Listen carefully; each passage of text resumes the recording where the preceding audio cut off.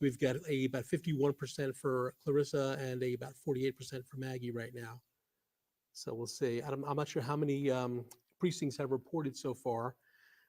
For the state rep, District 30, Chase Tremont is at about 52%. He's the incumbent. And Kelly Smith is at about 44%. I mean, 34%. Got to get these eyes checked, sorry. For District 3 of the State House, we have Tyler Soroy. I don't think that's any big surprise there. He's probably expected to retain that seat. He's at 63% over Democrat Joanne Terry. Debbie Mayfield, who went from the state Senate, is now running for the State House. She is leading. She's at about 64% over Juan Himosa, a Democrat challenger. And for District 33 State House, we've got Monique Miller at about 55% and Vernon Mitchell Anderson at about 45%. Florida State Rep District 34, we've got incumbent Robert Brackett. Now, these results are Brevard County results, and some of these House races will bleed into other counties, and I believe that the Robert Brackett race is one of those. So he's got a lead of about 66% to about 34%. Florida State Senator Randy Fine has about 58% of the vote over Vance Ahrens, about 148,000 votes for Randy and 104 for Vance so far. And then we have, let's see, the Amendment 1 to make the school boards a partisan race. Now, it needs a 60% chance, vote in favor of, in order for this to become a passed amendment. Right now, the yes approval is only at 54% and the no is at 45%. Now, again, this is just Brevard County, our results. Adult use of, the adult personal use of marijuana, we have about 54% in favor of here in Brevard and 45% say nay. The abortion amendment, Amendment 4, we've got 55% in favor of the amendment and about 45% opposed to it so far in Brevard. And again, all these races are all statewide races, for these amendments. So this is just a sampling. We hope to have some results from the state later on in the show. Brevard County Amendment, Article 2, the salary. We were talking about this off camera. This would raise some of the, all the salaries for the county commissioners to pretty high levels, and that's failing right now. That's at about 47% yay and about 52% nay on that one, which I'm not surprised. Mike Karadopoulos, old name from the past, he was a former Florida House member and Florida Senate president, is now running for Congress in the seat of the retiring Bill Posey. He's at 61% over challenger Sandy Kennedy. I don't think that's any huge surprise right there. U.S. Senator Rick Scott in Brevard. Now, again, these are just Brevard County numbers. He has a 58% of the vote over Debbie Powell, who's at about 39.7%. And we have the election that some of you may have heard of, the Trump-Harris race in Brevard right now. We have Trump and Vance leading with about 59% of the vote, which is not a big surprise. Okay, so let's... John, let me ask you a question. Yeah. We're reading these numbers. Do we know about what percentage of the electorate is represented on this? I don't yet, but we may have that information soon. But again, all these are just Brevard County numbers. So, Right. traditionally our supervisor of elections has been great about putting out the results super early. I think when actually ran one of your card, at like 7:22, it was over. You had Right. won, so they're pretty good about getting that stuff out. But guys, what do you think about this race, District 1 for the county commission? We have Katie Delaney with a clear lead over Brian Bobbitt and also Nathan Slusher. Any surprises there or any input? Well, I don't think there's any surprise there because typically in this county, uh, if a Republican gets past the primary, they're pretty much a shoo-in. Yeah. So from that perspective, I'm not surprised. Um, and she did very well in her primary. That was a surprise for many people. Yeah. Because she was up against some real names in the political world. She did her homework. She did a lot of knocking on doors. She made a lot of alliances, and that hard work is showing up in those votes. Yeah, we had all three candidates here at Eastern Florida State College for a forum with an audience, and it was live streamed, Kendall, and I was impressed by all three candidates. Right. They really spoke well in your interviews. They really knew the issues, as Kurt talked about. Katie surprised many people in the primary, beating a sitting mayor and other longtime elected official. And so she performed well there. It appeared that she had a very solid ground game as well, that she appears to have continued throughout the general election. Brian Bobbitt, the Democrat, is the longtime executive at Keep Brevard Beautiful. So pretty well known on the north end of town. And we also talked about Nathan Slusher. He made it a very interesting race with some of the issues that he raised as a part of the process. But it appears that Katie has run away with it tonight with a pretty big margin. Now, I want to ask you, Kurt, how hard will it be for Katie or whoever wins this race, we're not calling it yet, to try to make any sort of inroads on the county commission? Her interest will obviously be Titusville and the areas north, because that's because this is like Rita Pritchett's seat, I believe. Is it a pretty smooth transition for the newbies, or it's really up to the newbie? Yeah. It's from the perspective of getting things done. You have to be a persuasive individual. You don't have to be a mathematician. You only have to be able to count to three. You've got a 5-member board, and you have to get 3. So if she's good at math, and you don't have to be very good, she just has to understand that she can have great ideas, but unless she can communicate that to her fellow commissioners and get their buy-in, if she can do that, then she'll get a lot done. If she can't do that, she's going to probably get frustrated. So she'll either learn very quickly, or she's going to have problems. Yeah. And I think that I don't know her well. I've talked to her several times. I know people that know her well.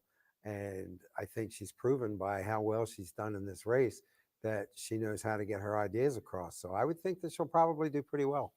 Okay, let's move on to District 3, where Kim Atkinson is winning over Yvonne Minus.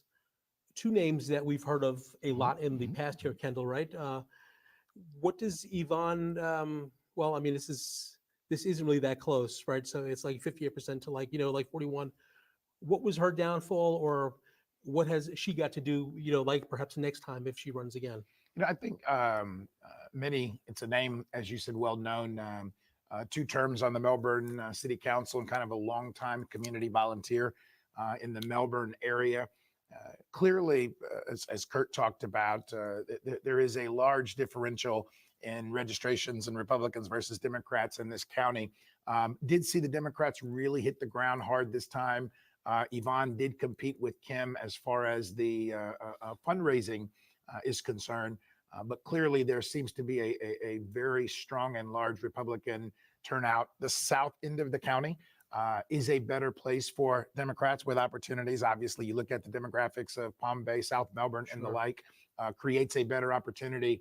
But it appears tonight that Kim has done reasonably well with the 58% strong thus far. And guys, either one of you can answer this. How much deal making is involved in trying to get a little support from the other commissioners, for something that you want to get done? in your district? Is it a lot of, well, you support this and I'll support that, or? Not openly, no. No. You learn early on that you have to understand your fellow commissioners, and you learn early on just by listening to them. It's all about listening. You have to listen to your fellow commissioners, and you learn what motivates them and what subjects are kind of ho-hum. And I can tell you from personal experience that you're not going to fall on your sword for something that's a ho-hum. That was always my perspective. I would think that there were some issues that would come up that I wasn't real crazy about, but I wound up supporting them because it wasn't in my best interest going forward to make a big deal about something that wasn't that important. Right.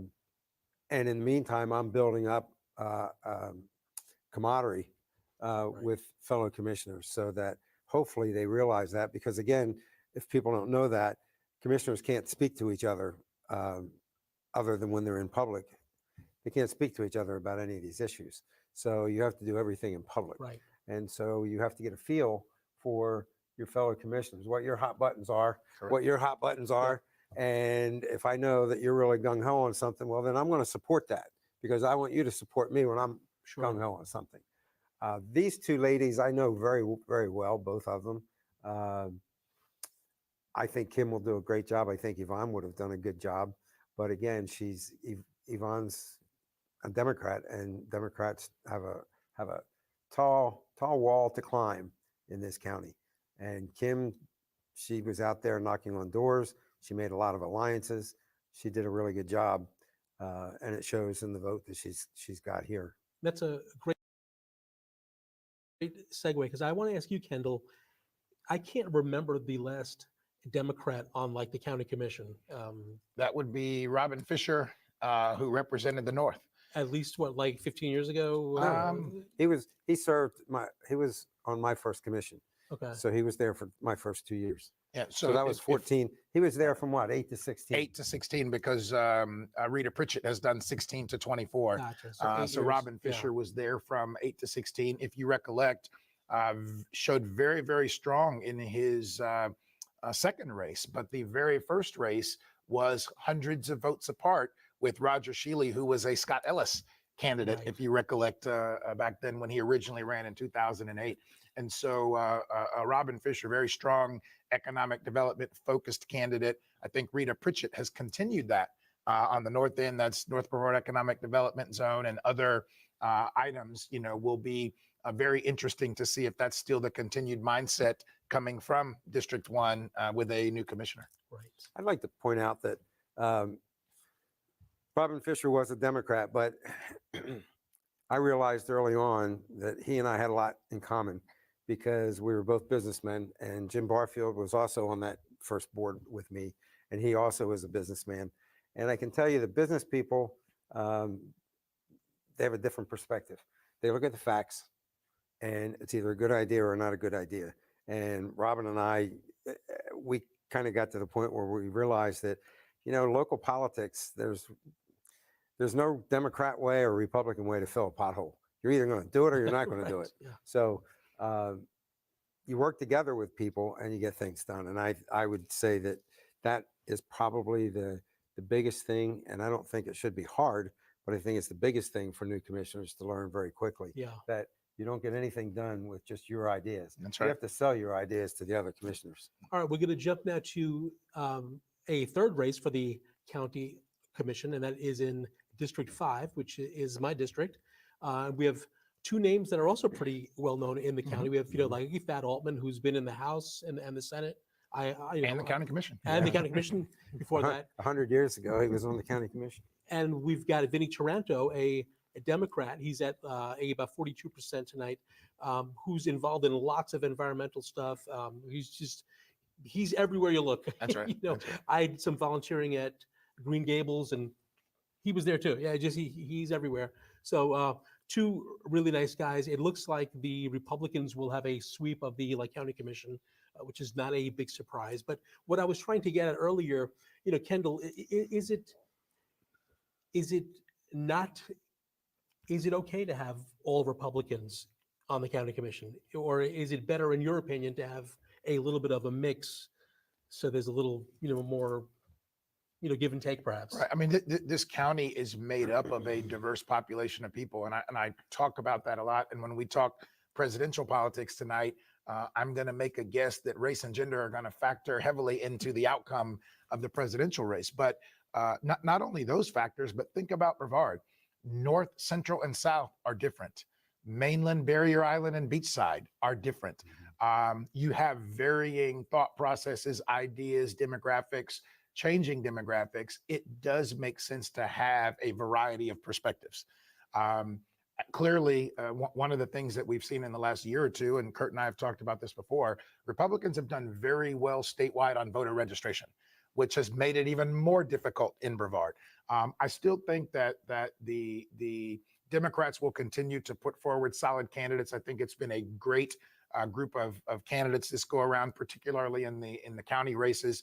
And secondarily, it will be continued fundamentals. That's knocking on doors. We'll still have to continue to raise money at a level to be able to compete and communicate with our Republican peers as well. I will say this for all the Democrats: don't count us out. We're not going anywhere, and we'll continue to push. But tonight, clearly, the Republicans have been standing tall on the bulk of these partisan races. I'd like to weigh in on that too, because I think it's important that we have a two-party system, because it keeps the Republicans, and I am one of those proud Republicans, but it keeps you on your game. It allows you to reach across the aisle. And Vinny Toronto is a good friend of mine. I served with him on the Citizens Oversight Committee for the Indian River Lagoon. Thad Altman, of course, I've known him for however long. And to your point, Vinny's active. I mean, he's everywhere. Correct. And he's very, very in tune with the environment in the county. He cares a lot. So I think it's important that we have an active Democrat Party in the county. And I think, Vinny's a good example with, as you said, John, sustainability, lagoon, resilience, some of the things that he's really been fighting for. Kurt and I talked about that earlier. There's a large group of individuals and supporters. Look at how the lagoon has performed on the ballot before, and that's a place and space for him. I would suggest that this is unlikely to be the end of Vinny's political career. Yeah. I think we'll see that name again coming forward on future ballots. I would agree. Good point.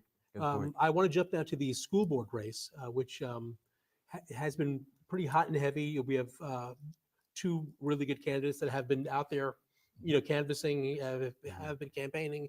We have Matt Susan, though. It looks like he's going to win this. He's at almost 60% over Ava Taylor.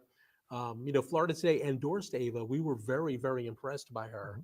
And I hope that, in my opinion, I hope she stays in politics, and because I think she can do some positive good. Ava Taylor came out as a strong candidate. I've done work for the school board for many years, so know Matt very well.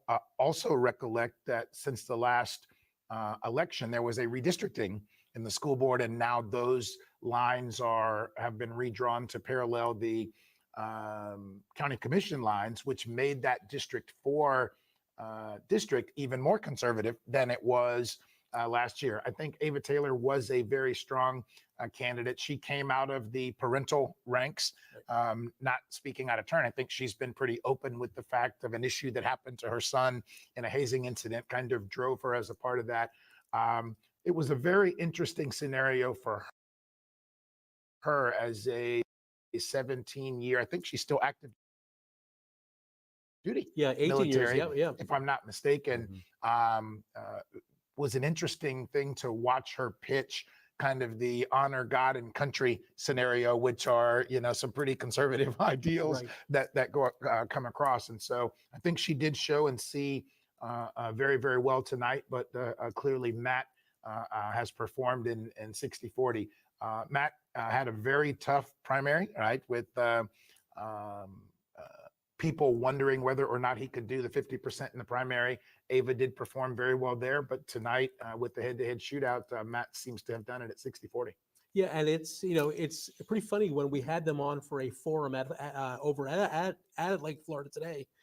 We didn't know that Ava was a Democrat, because her answers were very, as you said, her country is first, God and all that, which is what we typically hear from the Republican candidates. I just hope that the school board, stays out of the headlines. Yeah. I like when their work is done. Right. And we'll probably talk about that, John, but this school board component goes back to what Kurt said about potholes. There are no politics in potholes, and there's no partisanship in potholes. And if you ask Kendall's opinion, I hope that the partisanship will stay out of our school board scenario as Yes. well. Yeah. Our kids being divided from partisanship, I think would be a good thing. Yeah, Ava had a great answer for us when we asked her about a certain issue. She said, if elected, I can't rule with my heart or emotion. It's what the law says. I have to follow the law. So anyway, I want to move on to the Melbourne Mayor race, if we can, where Paul Alfrey, the incumbent, he looks like he's gonna win again. He's at almost about 51%. Sorry, my eyes are going. And Hazel Buggs and Kathy Meehan are trailing with 23% and 25% respectively. Would this have been a closer race if Kathy Meehan or Hazel Buggs were not involved, in your opinion? I think so. Yeah. Yeah, because you see those votes, and Paul has his niche, and the balance of that niche is represented by Hazel and Kathy. So had one or the two of those not been there, yeah, it would have been, well, the two of them together, it would be a real tight race. Assuming that all of those votes would stay with either one or the other, then it would be a very close race. Right. The third candidate, kind of, you talked about Nathan Slusher. If you remember, in some of the prior races, it was Eileen Davis. That third candidate can certainly make a difference. Hazel did perform well the last time she ran. Again, tonight, equaling Kathy Meehan. I think the mayor's race was an interesting one. Kathy coming back, longtime mayor, Right. Longtime family business, downtown, returning to the political scene. The one thing I will say about Paul has been, and I say this in a positive way, an equal opportunity offender. He's upset some people on both sides of the aisle. He stood tall on these issues relative to the parades. He stood tall on this daily bread issue, on the homeless scenario, where you had some fairly large, intense, and powerful business interests in town pushing back. And in an interesting way, I said to him recently, he wasn't, left or right or Republican. He was Paul. He stood for what he thought was right. And tonight, the voters have rewarded him with that, with 50% in the three-way race. And that goes to my point about when you're in a position of decision making, a mayor, a commissioner, from my perspective, you have a duty to represent the people and make decisions based on what's best for the people. And Paul does that. And that's why sometimes you have to praise him for doing exactly that. He doesn't put his finger up in the air and say, well, where am I on this issue? Right. It's Paul makes a decision whether it's right or wrong, and he goes with it. Yeah. What impressed me about him, and I have known him now for about 5 or 6 years, but the last time he ran, he started this. His cell phone is on the website for the under the mayor's profile. Right, He's available 24/7. He says to anybody in Melbourne who wants to chat. So that was pretty impressed with him. All right, let's jump to the city of Cocoa Mayor, where Mike Blake is the incumbent. He's running again. He's has a pretty clear lead. He's at maybe about 62%, 63% over George Allen Cowart. No big change here, or I should say a big surprise here. But, Cocoa has its challenges, and I feel like, and please correct me if I'm wrong, but my, view is that they're not advancing as fast as Melbourne is, per se, with the homeless, with the attracting businesses.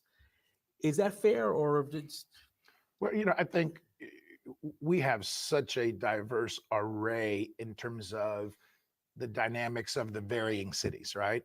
North, South, Barrier Island, Beachside, and the like.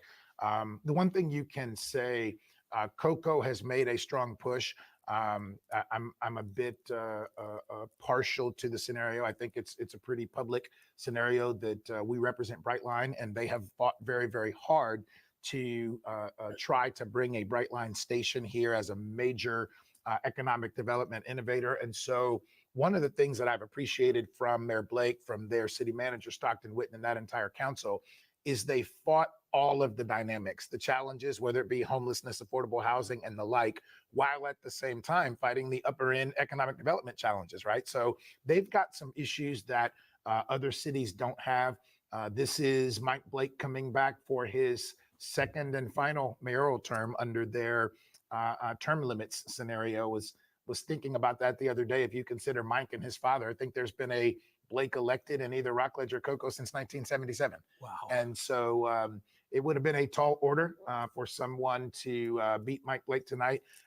He is currently also serving as the president of the Florida League of Cities. And so for all of the 400 plus cities here in the state of Florida. So big win for Mike tonight and the Blake family at 62%. It's hard to imagine a Lake City Council meeting without, Mike Blake, because he was on the council for 8 years, I think, prior. Correct. He's done both city council and mayor, right? Previously. And so I think he's committed. If you recollect, he did leave the council and run for a state house position. That's right. And then ultimately return to the council. So this will be his final opportunity to serve as the mayor for these final 4 years. Well, Mike is not, he's an imposing figure, number one. But he played in the NFL, for crying out loud. He's a fun guy to be around, and he's very, very vocal. And you made the distinction between Cocoa and Melbourne. I think Cocoa had a much taller ladder to climb. Yeah, that's fair. And they've done a terrific job to the point where they are right now. Do they have more to go? Yes, they do. But Mike's a good guy to lead the charge, and they're doing well.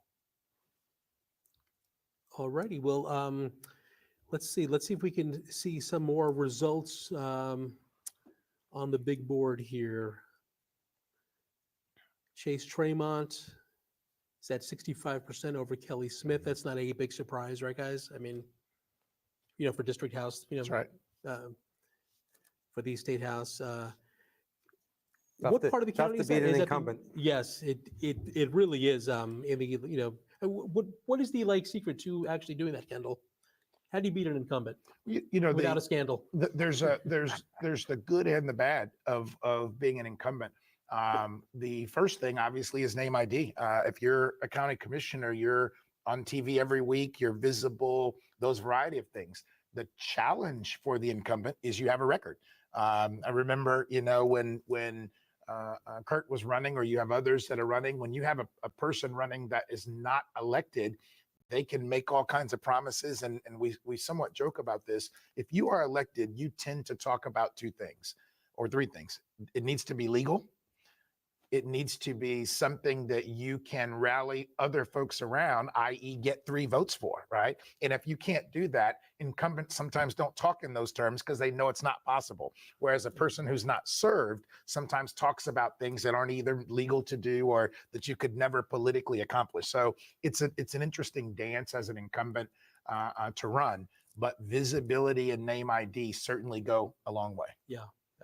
What is the big issue in your guys' opinion that you want our state legislators to bring up to Tallahassee? Is it the roads, the infrastructure in the county? Is it attracting more business somehow? Or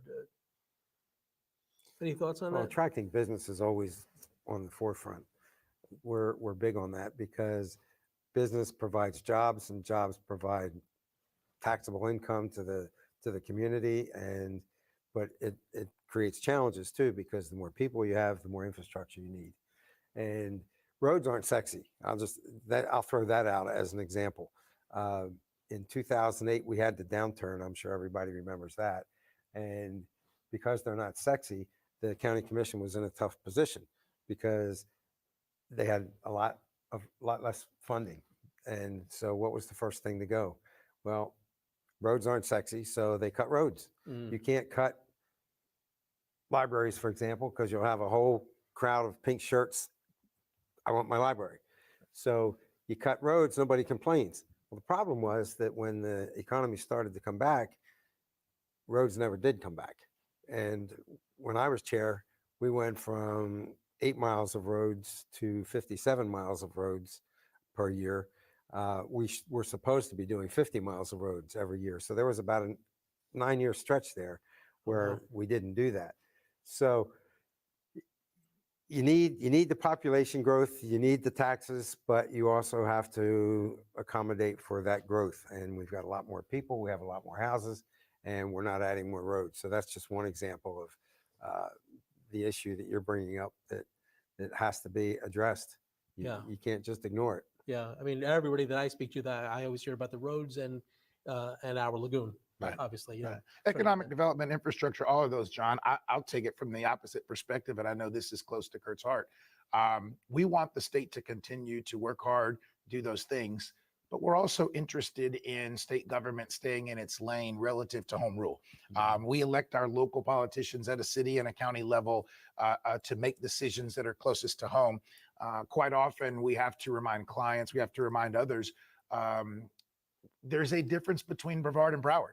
Not good or bad, they're just different. Right. And so the one size fits all approach doesn't always fit. And so we want to make sure that the legislature's doing the things that make this state better while still leaving those appropriate home rule decisions to the folks that are, And elected locally. what I'm surprised at, Kendall, is that the GOP has always been a home rule, party, but in Florida lately, our legislature wants to, as you said, have the final say over everything from Airbnbs in your neighborhood to whatever else. Why the change?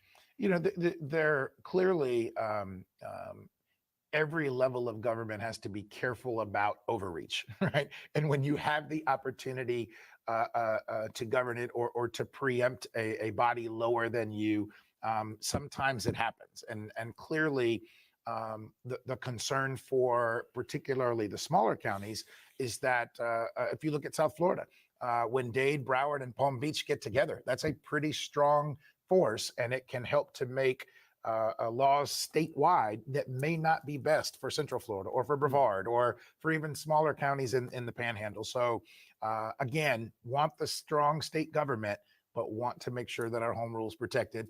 And something Kurt fought against during his days in the county commission, unfunded mandates. I send you the requirement without the money to go along with it, right? So we see quite a bit of that these days, sometimes coming from the legislature. To your point, one of the problems you have, and you're right, Republicans like to think of themselves as independent thinkers, and people in counties should be able to decide for themselves. But government becomes big government when politicians get to the point where they think that they know best. And you get these guys and girls up in Tallahassee, they go up there with the great intentions, but then they get this idea, well, we have to tell these counties that they have to do this. Right. Well, just for one example, if you have a conservative idea, these guys up in Tallahassee want to impose that conservative idea on counties like you mentioned, the southeast counties. Well, that's silly, because at some point the worm is going to turn and you're going to have Democrats up there. And then what if they adopt the same idea and they start telling the conservative counties like us, well, we want you to do it like we want you to do it. That's where home rule comes in, and you really have to have home rule. And that was one of my fights with my fellow Republican representatives and senators up in Tallahassee, because come on, guys, you're Republicans and home rule works. Let's let home rule work. Alrighty, we have some statewide results now that are in for Florida State Rep District 31. Tyler Soroy, he's at 64% just about, so it looks like he is reelected. As a journalist who works under deadline often, I rank, like politicians with, like it's not the same way as the average Joe. I judge them first on who calls me back all the time. And I have to say that Tyler Soroy always calls back or texts back. He'll even text, "I'm in the middle of a house meeting right now. I'll call you later," or something. So I appreciate that. I know he's been working very hard Mhm. on the roads, on the is it the John Rhodes expansion in Willagee, or am I wrong about that? I'm not sure Mhm. which particular one. I know that he has been a champion for some of the infrastructure Yeah. scenarios here. Tyler started out as a person who wanted to make sure that he was in very close contact with the voters, and you see him around, and he makes himself accessible when he's not in Tallahassee, and as you said, even when he's there, he's happy to call back and touch bases, and I think that has continued to serve him very, very Yeah. well. His door is always open and his phone is always available. Yeah. Well, that sort of reminds me, we aren't there yet, but like Mike Karadopoulos, when I first met him in 2001, when I started at Florida Today, he was in the Florida House. Mhm. He was also teaching at, it was then BCC, which is now Eastern Florida. And I remember just having a small conversation with him. And a day later, he had mailed me, it's like snail mail, like a note, like the 4-H club almost, Right, right. it was, awesome to meet with you and like chat with you. And I mean, that kind of stuff it just kind of goes a long way. Anyway, with, like journalists anyhow, but I'm sure that the people that vote for him also will have that same treatment. Um, Florida State House District 32. I'm hoping we have some statewide results there. Debbie Mayfield, yep, she looks like she is going to, win this seat. Now, Mhm. she was in the House, In the Senate, in the Senate, and then the House, Senate, and now Right. she's back.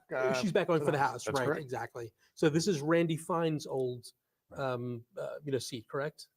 Mhm. Okay.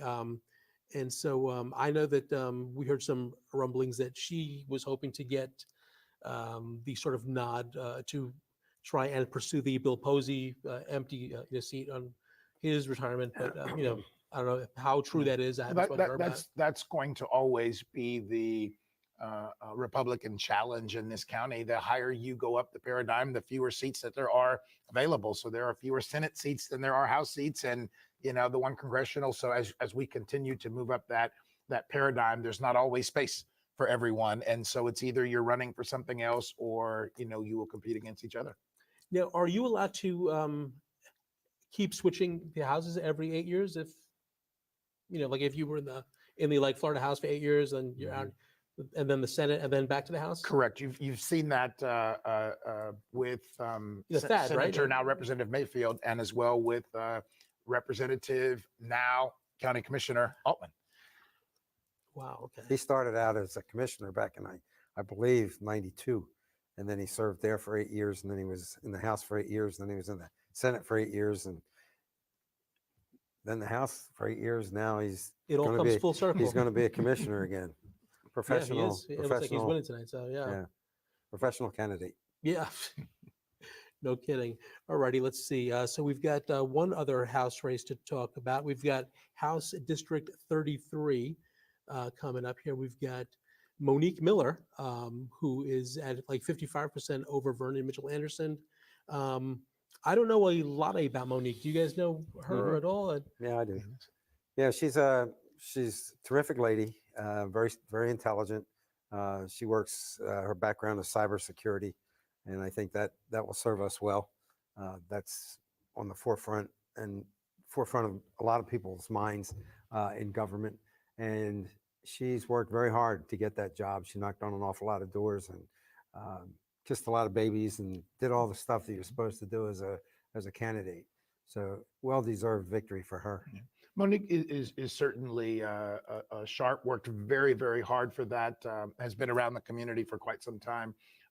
Like I said about Vinny, I don't think this is the last we'll see for Vernon Anderson as well. Retired military, government contractor type in the aerospace industry, has worked very, very hard in the West Melbourne community.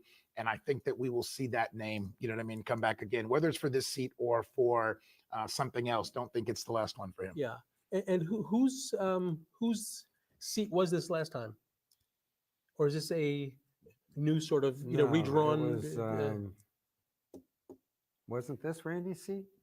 I think this is Randy's. this The is other Randy's. one Yeah, would have been this is- Thad's. Yes. Oh, that's right. That's Yeah, right. This one's My bad. Randy's. Okay, so this is Randy Fine's old seat. Okay, let's see what else we have statewide. Okay, why don't we go to Amendment 1, which is one that, it looks like okay, we have like statewide results. So it looks like it's only at 54% or like 56%, which is not good enough right now. Obviously, all the results aren't in. Yeah, we still have 66 other counties that get to Yeah, weigh in on that. Right. Well, we have some statewide results here. So this is. Oh, this is Yeah, this statewide, is like okay. some of the Okay. results coming back. So yeah, it doesn't look But, like it's going to make it. Which, I'm okay with this not passing. I'm not sure that we need to make school board races. I mean, we all know who's what and who's in what party, and they're already kind of partisan. But I think that it would open things up to have like that, to try to close primaries with, like ghost candidates, which I think is really dangerous when it comes to like schools and school boards. What do you guys think? Am I being overly sensitive with that, or? I don't think so. I think, I'll use the phrase that Kurt used earlier. Potholes aren't partisan. And I think school board or children's issues fall into the same scenario. Interesting dynamic. I've worked in Brevard County and for the school board. And for years, when you worked on one side of the street, it was hot and heavy, and the school board room and role was ultimately quiet. It has now almost flip-flopped that now the school board room is the center of cultural wars in America. I think taking it to a partisan election is one step too far in that scenario. Yeah. The issues are on the table. They can be heavily debated, but I don't think we want national, state, and local parties delving into kid-related issues. Alrighty, thank you, Kendall. That's according to Kendall. Steve may not agree. I want to jump to Amendment 3, which is not known as the Cheech and Chong amendment, but so it looks like statewide. Oh wow, it's only like about 56% yes so far, with about 5 million, like votes, and 44% for no. I'm kind of surprised at this, and I wanted to bring this up and ask you guys what you thought. I mean, like all these commercials that we've seen, there was one in particular where they said we'll be having all this marijuana smoke in restaurants. Well, you can't smoke in restaurants right? Anyway. Right. I mean, marijuana, cigarette, or hashish, or whatever you're smoking these days. I'm surprised that it's not going, through. What about you guys? I think there's two parts to it, John. One, and you brought this up earlier about campaigning. All ads are not meant to appropriately inform voters, right? It's somewhat of a misleading scenario, as you talked about with that. I thought the best ad in Amendment 3 was the ad that showed a quote from Harris and a quote from Trump.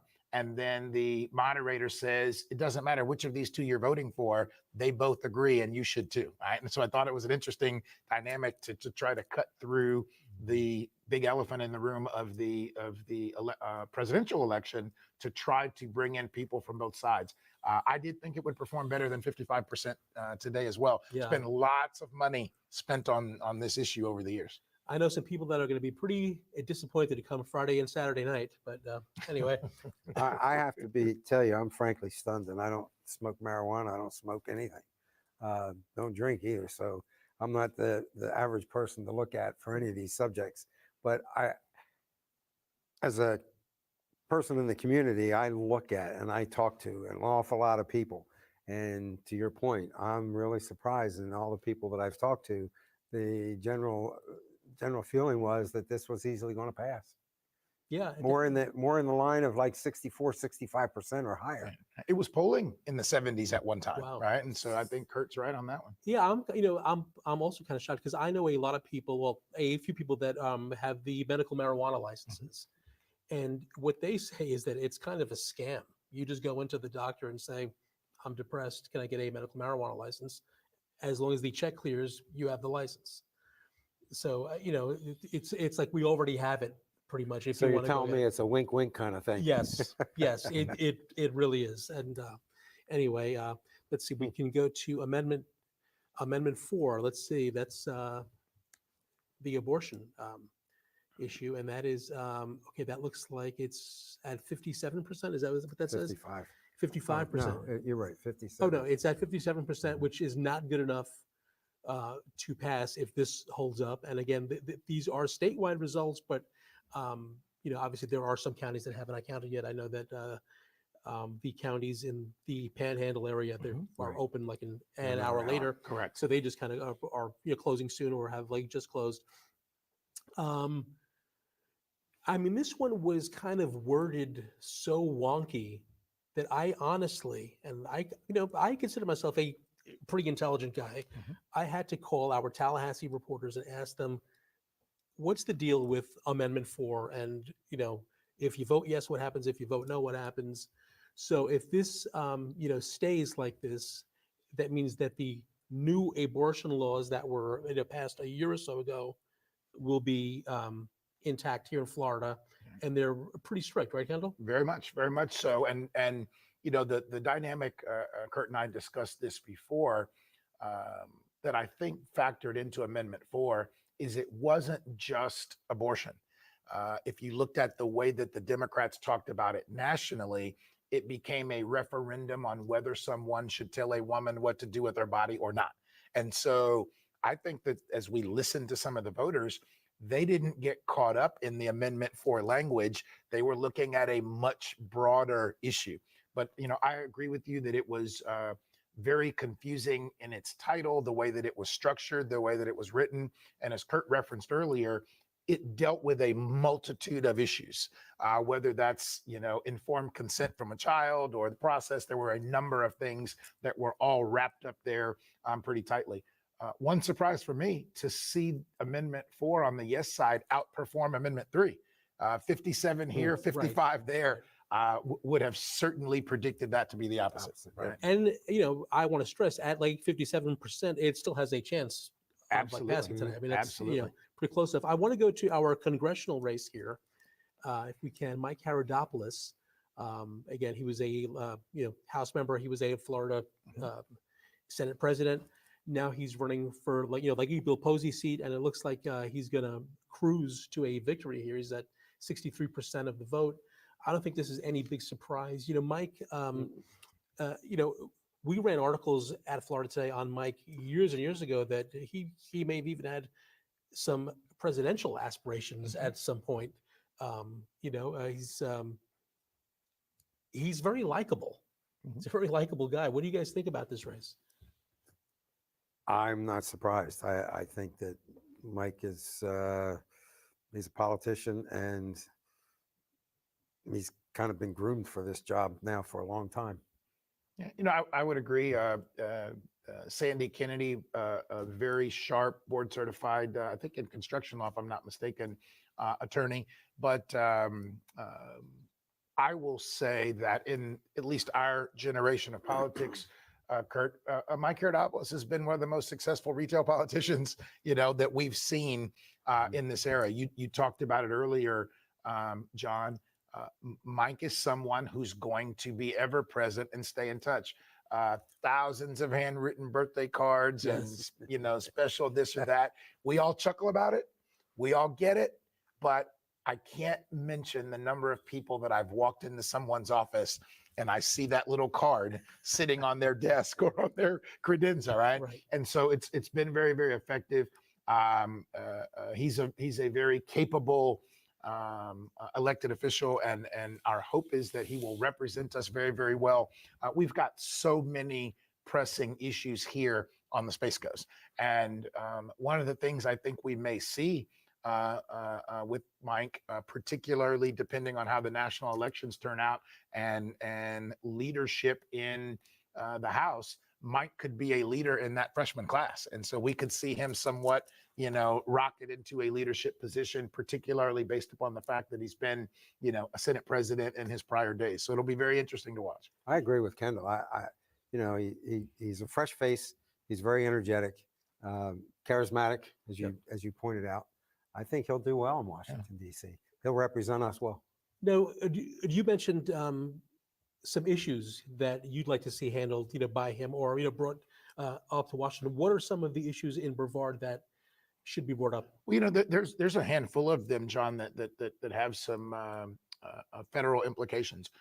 We've seen a number of federal issues related to our port, right? I mean, that's a huge economic driver for us. Whether it is cruise, whether it is now the impact of space and aerospace and how this port will be utilized, whether it's on the cargo side. You've got increased activity by the Navy with submarines, as well as with all of this commercial space, a greater need for where you're going to put, the reusable rockets that are coming back. And so the increased need for financing and funding and other things on the port. Hey, look, I'll raise my hand and say I'm an advocate on the transportation side. Brightline is something that is trains. Trains are heavily regulated on the federal side, Federal Railway Administration. That is something that if our local congressman was a big supporter of that, that would certainly help with everything from funding to the regulatory scheme and that. And so I think there's a number